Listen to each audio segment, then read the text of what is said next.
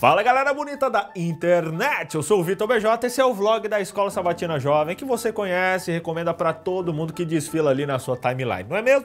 Bora estudar a Palavra de Deus? Abre a Bíblia aí em Gálatas, ou então o navegador também, tudo bem. Produção, roda a vinheta aí enquanto eles fazem isso aí, vamos lá.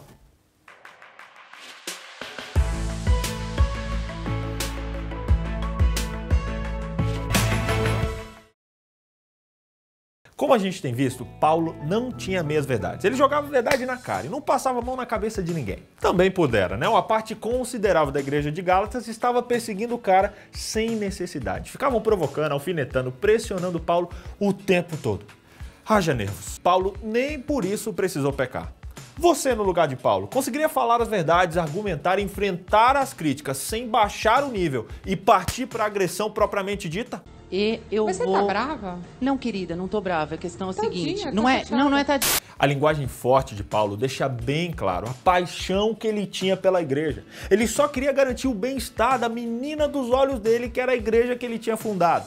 E aqui, galera, além da questão teológica que estava tensa e Paulo estava tentando lidar com isso, a Carta dos Gálatas também mostra claramente como é importante ter uma doutrina correta. Anota aí essa frase de efeito, não basta ter no que crer, tem que crer corretamente. Se isso não fosse importante, por que a gente teria um apóstolo se dedicando tanto ao assunto, a ponto de se desesperar pela má compreensão do mesmo? Justificação pela fé é coisa séria, minha gente. Então, vamos ao texto de hoje, Gálatas 4, 12 a 20. Eu lhes suplico, irmãos, que se tornem como eu, pois eu me tornei como vocês. Em nada vocês me ofenderam. Como sabem, foi por causa de uma doença que lhes preguei o evangelho pela primeira vez. Embora minha doença lhes tenha sido uma provação, vocês não me trataram com desprezo ou desdém. Pelo contrário, receberam-me como se eu fosse um anjo de Deus, como o próprio Cristo Jesus. O que aconteceu com a alegria de vocês? Tenho certeza que, se fosse possível, vocês teriam arrancado os próprios olhos para dá-los a mim. Tornei-me inimigo de vocês por dizer a verdade? Os que fazem tanto esforços para agradá-los não querem o bem de vocês, mas querem isolá-los, a fim de que vocês também mostrem zelo por eles. É bom sempre ser zeloso pelo bem, não apenas quando estou presente.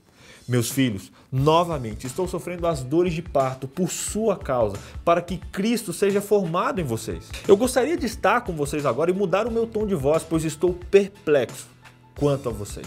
Vocês perceberam a força desse texto? Paulo suplicando para a congregação da Galácia, apelando à memória deles para que lembrassem de como haviam recebido quando ele chegou ali. Paulo não era o inimigo, e por que eles estavam tratando ele como um? Coitado de Paulo. Paulo estava desesperado, ele não queria perder a amizade e o respeito dos seus amigos gálatas. A preocupação de Paulo aqui não era apenas com a doutrina. Paulo amava aquelas pessoas e se importava sinceramente com elas. A angústia que Paulo sentia era tanta que ele faz um link com as dores de uma mãe no parto. Não que eu saiba como é, né? Mas, enfim, posso imaginar.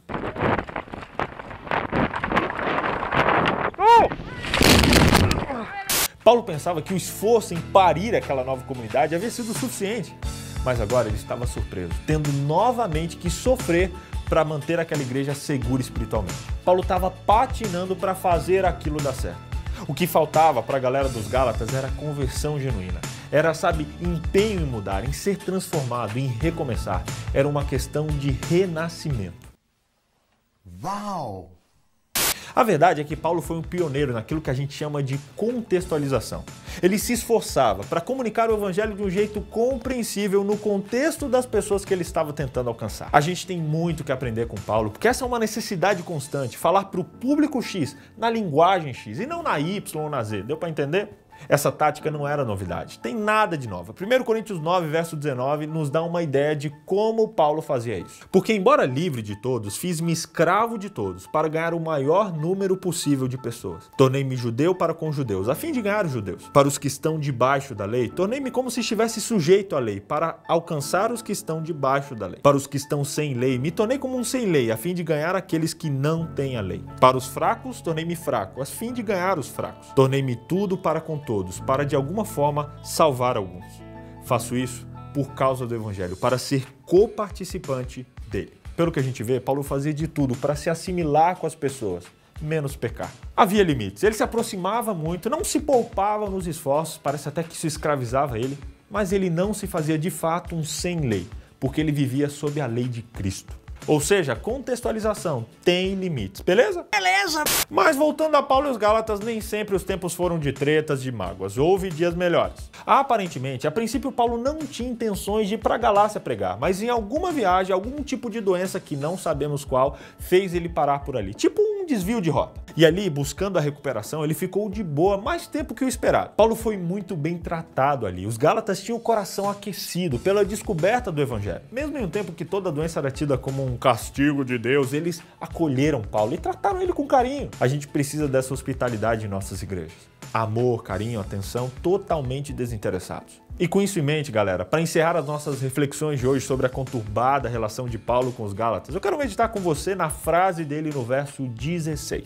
Tornei-me inimigo de vocês por lhes dizer a verdade. Muitas vezes a expressão dizer a verdade, ela soa como sendo negativa, como se falar a verdade fosse ofender ou ser desagradável, até mesmo desnecessário. Nada a ver, ainda mais aqui no caso de Paulo.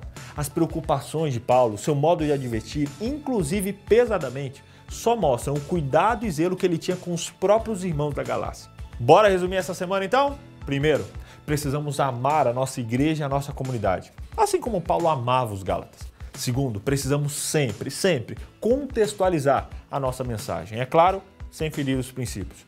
Terceiro, precisamos falar a verdade com tato, carinho, para que a pessoa cresça e aprenda com seus erros. Coisas boas podem ser dolorosas, palavras pesadas de ouvir podem sim ser provas de amor, e um puxão de orelha bem dado apenas evita dores maiores depois. Viver de meias palavras é viver em cima do muro, e cristão de verdade sabe que o seu lugar não é ali. E o resumo do resumo, não fuja de quem te quer bem e por isso paga o preço de te dizer aquilo que você precisa ouvir e não necessariamente o que você quer ouvir. E sempre esteja disposto a ser sincero, verdadeiro e honesto quando o assunto for evangelho. E é isso, galera. Ótimo estudo para vocês, que Deus abençoe a sua vida e nos vemos semana que vem. Aquele abraço, tchau!